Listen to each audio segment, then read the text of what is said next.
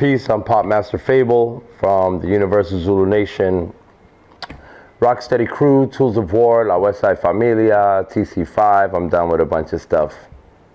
Awesome, man. So FABEL, tell us what you think about the Next Level project here in Serbia, Belgrade. For me, it's been a pleasure and an honor to work with such talented youth. You know, I think that because they already had some experience with hip-hop dancing, you know, with popping or locking, or with the culture in general, it made it easier for us to facilitate, you know, the program over here. The show was amazing. It was yesterday. It was really nice to see, you know, the hard work that was invested in the time and the sacrifice. It was wonderful to see it blossom, you know. Yeah, Sir, Belgrade has it going on, you know. Serbia definitely, you know, definitely is part of this whole hip-hop global family. That's a great thing to hear coming from you, man. Okay, next up is Novi Sad, right? Mm-hmm. Do you think you can, like, top Belgrade there? Well, I look forward to going to Novi Sad. I heard you're gonna have some great people to work with, like some experienced poppers. Yeah, I heard as well. So that's always exciting. You know, we're gonna do it all over again in this location. We don't have as many days as we did here in Belgrade, so I have to really strategize how I invest the time with them.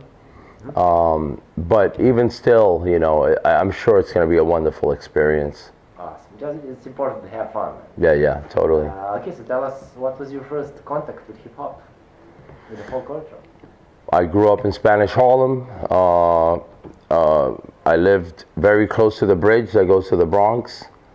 So, you know, 10 minutes walking over the bridge, you're in the Bronx. So, you know, New York in general, it wasn't just in the Bronx, you know, in Manhattan, Brooklyn, Queens, you know, we all had a very similar sort of urban culture. So I basically grew up in it, you know, grew up in what eventually became known as hip hop, because honestly, back then, it didn't have really a name, the culture. All the different components had their names, you know. If you were a writer, you know, which people call graffiti artists. Graffiti, yeah. That's, by the way, that's a term that's rejected by a lot of the legends, because graffiti actually came from the word graffito, which is to scratch onto a surface. You know, there's the roots of the word, and the connotations are such that graffiti nowadays, the term, or actually back in, you know, I don't know, a few decades ago, was really a criminal activity, you know, writing on someone else's property. So it has a bad stigma, the name, you know. So like, for instance, you know, I was blessed with the opportunity to do the artwork on Calvin Klein's fragrance called CK1 Shock about 1.5 years ago. So, you know, and, you know, it was they treated me well. It was a great opportunity for me. So is that still graffiti? Well, art is art, man. Like, right, but I'm saying, like, did I do it illegally? No. I got paid well. They toured me. So that's my only point is this: is that these terms are thrown around that don't really apply to us, like graffiti and stuff like that, like break dancing. We never used the word break dancing. You know, we said you're a b-boy or a b-girl. You're breaking, you know, so anyway, it's, so yeah, all of the different components of the culture had their own identity, their own name, etc. And it wasn't until Africa Bambaataa, one of the founders of the Universal Zulu Nation, coined the term hip-hop for the culture. Prior to that, it was used in rhymes, you know, hip, hop, and shoo-wop, doo-wop, and whatever, you know, it was like a scatting type of thing. So that's the deal. Oh, awesome. Okay, so can you tell us who was your biggest influence? Like, when did you decide, I wanna do this, I wanna master this? I think, you know, maybe in the early 80s, you know, my first influence was the guys from my neighborhood, you know. there was a gang on my block called the Savage Samurais, and they were a hardcore street gang, but they also, some of them were amazing dancers. They did a dance called rocking, you know, and they were also graffiti writers, you know, so-called graffiti writers. So, you know, I grew up in a neighborhood where all these various artistic forms of expression were all around me. But when I first figured, wow, you know what, I really want to master this stuff and maybe, you know, do big things with it, I would say that was maybe around 81, 82, maybe closer to 82, when I started doing a couple of shows, and it felt good, and especially when I started making a little bit of money as well. I mean, we did it for the love, you know, and I will always do it for the love first. You have to love it. If your inspiration is just money, you're going to be really disappointed because it's a hard life, you know what I mean? I enjoy what I do, but there's times where I'm wondering, uh-oh, when's my next job opportunity? You know what I mean? So, and then of course, I do many things. So I lecture, you know, I do hip hop lectures in universities and art institutions and what have you. I DJ as well. Not a battle DJ, more like a selector. You know, I'll DJ for b-boy battles or, you know, park event or certain events. B-boy battles, popping battles, etc. I have a pretty wide variety of music. I also, as I mentioned, do art. So if one thing isn't happening, then I'll do the other thing. You know what I mean? So I always manage to keep myself busy, thank God. And I'm blessed with different talents that are typically all hip hop related. Cool. Okay, so we know you travel the world like a lot. Can you tell us about the hip hop world when you started traveling and the transition it's in now, like then and now? Can you give me like a comparison? What was it like to travel and teach hip hop then, and what is it like now? Okay. My first out of the U.S. travels were you know, traveling abroad with the dancing or what have you. My first trip was to Montreal. That was in 1982. I performed there with Grand Mixer DST, Booski, who's one of a b-boy and also was one of his rappers, and this guy called Electric Fish, who was also, we called it Electric Boogie back then. When I went to Montreal, Canada, I you know, that kind of opened my eyes up, like, whoa, you know, okay, I can do stuff with this. So then after that, the next year, I started touring a lot. I started in Paris. My first trip to Europe was in Paris. I lived there like for almost 2 months with Mr. Freeze. We were promoting a series of records that came out on Celluloid Records. There was Phase 2 had a record, you know, with that label. Fab Five Freddy had one on that label, as well as Futura 2000, Grand Mixer DST, and I think this guy Bernard Fowler, I think, was also on there. So we would, DST would DJ, and Mr. Freeze and I would dance, and Futura 2000 would do, you know, aerosol art, like at the biggest clubs, and these were the first performances. Then when I went back to New York, I became part of a group called the Magnificent Force, which were featured in Beat Street. Myself, Mr. Wiggles, yeah, Cosmic. Ask you about the Beat Street. Yeah, Cosmic Pop, Icy Ice, the B-Boy, and Fast Break. And we toured extensively. You know, this was 83, 84. I think in the end of 84, Magnificent Force kind of broke up, or 85. No, that's not true, around 85. So, you know, the difference between now and then is that now hip-hop is a global phenomenon. So wherever you go, you're going to see people that have some experience with it, whether they're dancing, doing, you know, stylized writing letters, you know, so-called graffiti, emceeing, rapping, DJing. So now we have a global family.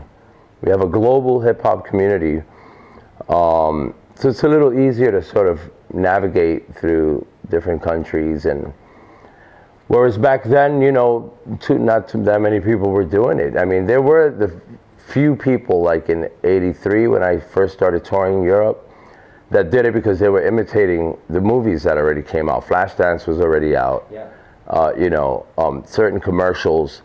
You also had military, U.S. military soldiers who were in Germany and these, you know, in army bases, who would go out dancing, you know, on their off time, and some of them knew how to do these dances, or some of them knew how to rhyme. So these places were influenced by soldiers as well. They're sort of like the unsung heroes of the people that spread hip hop around the world. I don't know about heroes, but anyway, you know, they just, not too many people mention this, you know what I mean? But I have to keep it real and be honest. It wasn't just us, you know. Yeah, you know, it was anyone that knew how to do any of this stuff that traveled abroad, more than likely wanted to show it, you know. That's what hip hop's about, you know. You want to kind of show off a little bit and share, actually. You want to share your talent. So yeah, so now when I travel now, I don't feel too much like a foreigner because of the fact that we have a global hip hop family, you know. So back then I was like, oh wow, where are we? Like, you know, who are these people? You know, what's their culture, etc. You know. So now we have a common ground, a commonality with different, you know, countries, nationalities, ethnicities, races, etc. Cool. Okay, so like, what's your message for the future hip hop heads? Like for the people who want to get into this, and for the people that are in it. Right. Well, my message is not to rely only on hip hop for a living, because it's kind of like sports. You know, one injury and you're done.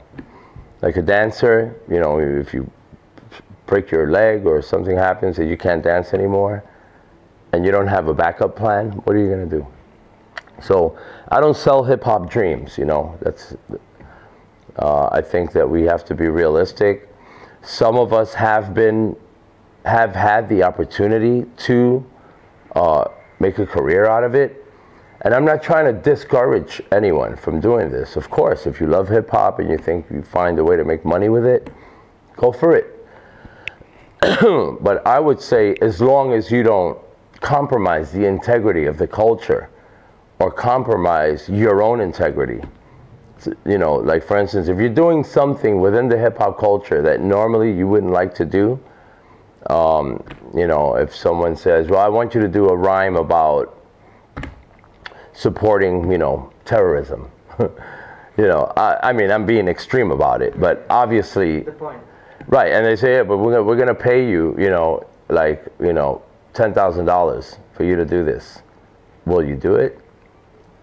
$10,000 sounds tempting, but obviously now you have to live with the fact that you did a rhyme, a song about this, something negative, and the $10,000 will come and go. And your song will stay forever. Yeah, not forever, but you know, obviously it will do damage, and that's an extreme perspective. If you know, mentioning the Calvin Klein work that I did, what I love about that is that they let me do. I mean, they kept sending me back to refine things and maybe do a different draft of different lettering, etc. But when you look at the product, it's the piece. It's like a graffiti, so-called graffiti piece on it. It's a piece that I would have done like on the subway. I didn't have to go outside of my element and be someone that I'm not. I didn't have to compromise my integrity and my art to make this happen. You know, so that's all I'm saying. You know, try to be true to yourself. Anyone who's into this hip hop thing, try to be true to yourself and try to be true to others in the process. And if hip hop only means partying and having fun and all that, then you're missing a lot. because actually I find that without the revolutionary spirit of hip-hop, we have nothing. So I'm an activist, you know, I use hip-hop sometimes to protest or to, you know, help uplift people that are oppressed. For me, it's a much deeper relationship with hip-hop. You know, it's not, oh, FABEL pop's nice, okay, cool, so what? You know, a lot of people pop nice, you know what I mean? Are good dancers, but what are you doing with that? I mean, what is anyone doing with any talent that they have, regardless whether it's hip-hop or not? Are you just glorifying yourself? Is it a narcissist kind of like, you know, thing, or are you actually using your talent and yourself to promote unity and promote upliftment and self-empowerment, etc.? That's my advice. Keep it real. That's a great advice. Peace to everyone in Serbia, those that we had the privilege to work with, and those who unfortunately couldn't make it or what have you, to the Next Level program. Big shout out to you guys. Keep on rocking, and spread the good word of hip hop. Thanks. Thanks, man. Peace. Pop Master FABEL giving a shout out to Hip Hop Life. Rock on, Serbia.